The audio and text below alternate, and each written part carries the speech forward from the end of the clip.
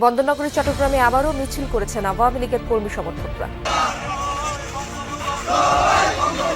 আওয়ামী লীগের নেতা কর্মীরা এখানে প্রমাণ করতে চায় যে এই ঢাকা আওয়ামী লীগের ঢাকা। এছাড়া নাটোরের লালপরিতে জয় বাংলা স্লোগানকে কেন্দ্র করে বিএনপি ও আওয়ামী লীগ নেতা কর্মীদের মধ্যে সংঘর্ষ হয়েছে। আওয়ামী লীগ ও ছাত্রলীগ ভয়ঙ্কর রূপে মাঠে নেমেছে এবং সরকার পতনের ডাক দিয়েছেন আওয়ামী লীগ সভাপতি বঙ্গবন্ধু কন্যা শেখ হাসিনা। এর হাত থেকে দেশকে মুক্ত করবার জন্য এখন থেকে যা আছে তাই দিয়ে নামতে হবে। আর দেশের জনগণই আমাদের শক্তি, জনগণকে নিয়ে আমাদের এগিয়ে যেতে হবে।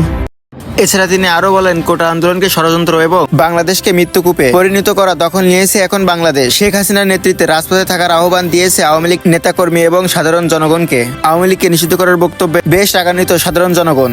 আওয়ামী লীগকে বাতিল করার মতো এই বাংলাদেশে কোনো লোক জন্ম হয় নাই। দেশ চালায় গেছে শেখ হাসিনা, তারা দেশে আনেন। ওই শেখ হাসিনা 16 বছরে এমন দর্শিত হয় নাই। এই শেখ হাসিনাকে পেচিস বলতে বলতে আজকে দেশটাই পেচিস হয়ে গেছে।